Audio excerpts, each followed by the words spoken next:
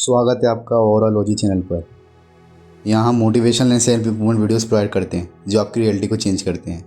चलिए शुरू करते हैं वीडियो को। मानव का सबसे बड़ा शत्रु कोई बाहरी ताकत नहीं होती, बल्कि उसके भीतर छिपी प्रवृत्तियाँ होती हैं। उनमें सबसे खतरनाक है घमंड। घमंड वह जहर है जो इंसान को धीरे धीरे अपनी असली पहचान से दूर कर देता है। ये इंसान को सच से अंधा कर देता है और दूसरों की भावना को महत्वहीन बना देता है। इतिहास इस बात का गवाह है कि कितने ही राजा, सेनापति, विद्वान और धनवान केवल अपने अहंकार के कारण मिट्टी में मिल गए। घमंड चाहे ज्ञान का हो या धन का, शक्ति का हो या पद का, अंततः पतन का कारण ही बनता है। ये कहानी एक ऐसे व्यक्ति की है जिसने मेहनत और लगन से दुनिया को जीता, लेकिन जब घमंड उसके जीवन में आया तो उसने सब कुछ खो दिया। और फिर कैसे उसने खुद को पहचान कर विनम्रता की राह पकड़ी, ये इस कथा की असली सीख है। एक समय की बात है, एक छोटे से राज्य में सम्राट नाम का व्यक्ति रहता था। इस सामान्य परिवार में जन्मा था, लेकिन उसकी महत्वाकांक्षा सामान्य थी। बचपन से ही उसने ठान लिया था कि वह राज्य के सबसे प्रभावशाली व्यक्ति बनेगा। दिन रात मेहनत, कड़ी तपस्या और अडिग आत्मविश्वास ने उसे धीरे धीरे आगे बढ़ाया। उसने व्यापार में अद्भुत सफलता पाई। उसकी समझ और निर्णय क्षमता इतनी गहरी थी कि लोग उसकी सलाह लेने दूर दूर से आते। सम्राट अभी भी आलस्य और असफलता से हार नहीं मानता। उसने अपने कर्म से राज्य में अपना नाम बना दिया। लोग कहते थे ये व्यक्ति मेहनत और धैर्य का दूसरा नाम है। सम्राट के लिए सुनना सबसे बड़ी उपलब्धि थी। कुछ वर्षों में ही सम्राट राज्य का सबसे धनी और शक्तिशाली व्यापारी बन गया। बाहर नहीं देखना चाहिए। तो आइए इस कहानी में प्रवेश करें, जहाँ शब्द नहीं सच्चाई बोलती है, जहाँ आवाज़ें नहीं मौन चंगा करता है, जहाँ तनाव मिटता है ज्ञान और जागरूकता की अग्नि में। अर्जुन की ज़िंदगी बाहर से बहुत सुंदर लगती थी। अच्छी नौकरी, अच्छी कंपनी, स्मार्ट दिखना, सोशल मीडिया पर मुस्कुराना, बिखरते चेहरे, लेकिन अंदर का सच कुछ और था। हर रात जब वह बिस्तर पर जाता तो उसकी आंखें तो बंद होती पर मन जागता रहता, एक अजीब डर, एक बेसब्री, एक असमाप्त चिंता के साथ। उसे समझ नहीं आता कि किस बात का डर है, पर वह डर जैसे उसकी नसों में बहता था। वह भविष्य की हर संभावना को सबसे बुरे अंजाम के साथ सोचता। अगर मेरी नौकरी चली गई तो, अगर मैं असफल हो गया तो, अगर मैं किसी को कुछ नहीं कर पाया तो, ये सोचते सोचते उस रात भी उसकी नींद टूटी।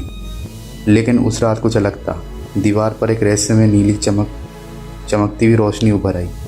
वहाँ एक दरवाज़ा बिना दिखाई दिए प्रकाश से निवृत्त, स्वप्न और यथार्थ के बीच की कोई चीज़। दरवाजे पर लिखा था, अपने भीतर प्रवेश करो, जहाँ तुम्हारी चिंता जन्मी है वहीं उसका अंत है। अर्जुन पहले तो घबराया, पर अगले ही पल जैसे उसकी आत्मा ने निर्णय लिया कि अब वो उस दरवाजे के भीतर जाएगा। जैसे ही अर्जुन उस दरवाजे के भीतर गया, उसे ऐसा लगा मानो वह अपने दिमाग के अंदर प्रवेश कर चुका है। चारों ओर घना अंधेरा, लेकिन बीच बीच में आवाज़ें, डर की, पछतावे की, चिंता की, आलोचना की। वह एक जंगल में था। हर पेड़ उसकी एक सोच थी और हर सोच एक उलझी हुई शाखा। वह एक पेड़ के पास गया जिस पर लिखा था, मुझे सबके जैसा बनना है। और जैसे ही उसने छुआ, पेड़ से एक छाया निकली, एक अंदर का करमाई परछाई जो चिल्लाई, तू कभी पूरा नहीं होगा। अर्जुन डर गया और भागने लगा। जंगल की शाखाएं उसके विचारों की तरह उसे जकड़ रही थी। तभी अचानक में एक हवा का साया गूंजा। जैसे एक बाग में हर फूल अलग होता है, वैसे ही जीवन में तुलना का कोई स्थान नहीं होता। अर्जुन रुक गया, सांस भरी, और उसी क्षण शाखाएं गायब हो गई। गौतम बुद्ध की पहली आवाज़ उसके भीतर कुछ हल्का कर गई थी। अर्जुन आगे बढ़ा तो उसके सामने एक विशाल महल खड़ा था, डर का महल। वहाँ हर कमरे में उसके भीतर के डर संजीव होकर उसे घूर रहे थे। नौकरी छूटने का डर, अकेले मरने का डर, रिजेक्ट होने का डर, गलत साबित होने का डर। डर का चेहरा अलग था, पर आंखें वही थी जो हर रात उसकी नींद चुरा लेती थी। जैसे ही वह आगे बढ़ा, दीवार पर लिखा था, डर भविष्य की गंध है जो वर्तमान को सड़ा देती है। एक कमरा ऐसा भी था जिसमें उसका बचपन बंद था। वो डर जब उसके पापा ने डांटा था, वो शर्म जब वह क्लास में हंसी का पात्र बना था। अर्जुन की आंखों में आंसू बहने लगे। तभी एक शांत सी रोशनी प्रकट हुई और उसमें गौतम बुद्ध का स्वर उभरा, भविष्य के भ्रम और अतीत के बोझ को छोड़ दो, तुम जो हो बस इसी क्षण में हो। बस उस क्षण अर्जुन ने महसूस किया, डर कोई राक्षस नहीं बल्कि उसी की बनाई हुई परछाई है। और जैसे ही उसने स्वीकार कर लिया, महल धीरे धीरे ढहने लगा। अब अर्जुन एक नदी के किनारे था और उस नदी में बह रहा था अपनी यादों के साथ। बचपन की हंसी, माँ की ममता, कॉलेज की असफलताएं, दोस्त की बेवफाई, एक्स की कटु बातें, सब कुछ उस नदी में बह रहा था। वह उसे पार करना चाहता था, पर जैसे ही वह नदी में पैर डालता कोई ना कोई स्मृति उसका पैर पकड़ लेती, उसे पीछे खींचती। वे चिल्लाता, मैं आगे बढ़ना चाहता हूँ, लेकिन नदी कहती, जब तक तू माफ़ नहीं करेगा अपने को तब तक तुझे कैसे छोड़ेंगे। वे वहीं नहीं बैठा गया और मन ही मन एक एक कर सबको माफ़ कर दिया, माँ को, पिता को, खुद को। और तभी पानी शांत हो गया। बुद्ध की भी वही आवाज़ फिर गूंजी, मुक्ति क्षमा में है, स्मृति को बहने दो, पकड़ना ही पीड़ा है। अर्जुन नदी पार कर चुका था, कुछ खोकर नहीं बल्कि हल्का होकर। अब अर्जुन एक अजीब जगह पर था, एक अदालत, जहाँ उसका भविष्य उस पर मुकदमा कर रहा था। कटघरे में खड़ा अर्जुन और सामने बैठे जज, गवाह और वकील, सब उसके अपने ही डर और असुरक्षाएं थी। वे कह रहे थे ये कभी कुछ नहीं कर पाएगा, इसे प्रमोशन नहीं मिलेगा, ये अकेला मर जाएगा। और जब वह जवाब देने खड़ा हुआ उसकी आवाज़ काँप रही थी।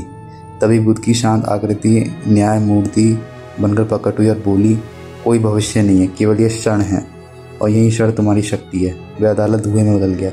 अर्जुन को पहली बार एहसास हुआ उसे भविष्य को साबित करने की जरूरत नहीं, इसे वर्तमान में जीने की हिम्मत चाहिए। अब वह एक दर्पण के हॉल में पहुंचा।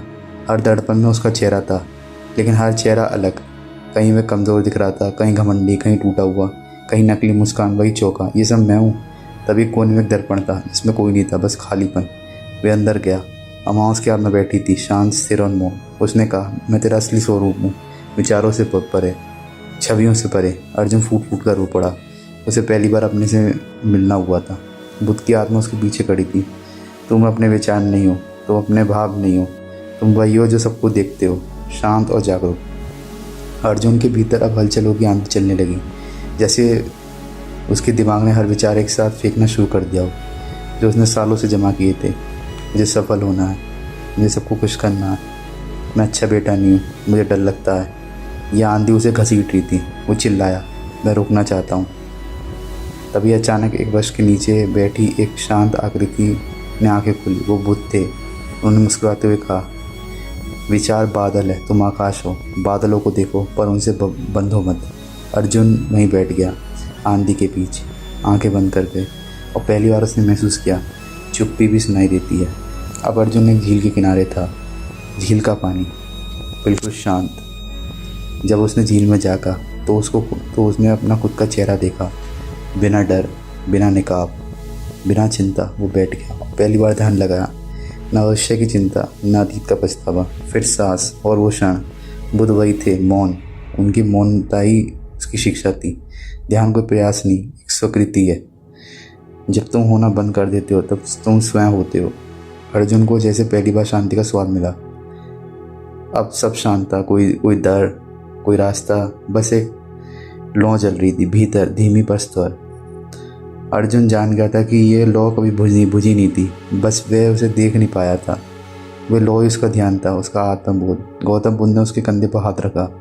अब तू लौटने को तैयार है, बाहर की दुनिया नहीं बदली है पर अब तू बदल गया। अर्जुन मुस्कुराया, सच्ची मुस्कान, वर्षों बाद।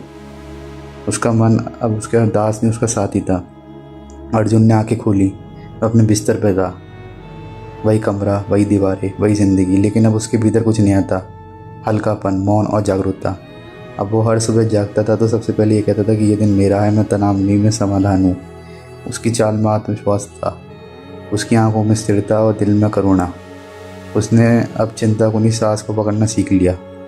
और जब भी तनाव लौटता वह बैठता, आंखें बंद करता, बुद्ध की वही आवाज़ सुनता, जो स्वयं को जीत लेता है वह दुनिया जीत सकता है। अगर आपको वीडियो अच्छी लगी हो तो चैनल को सब्सक्राइब करें। धन्यवाद।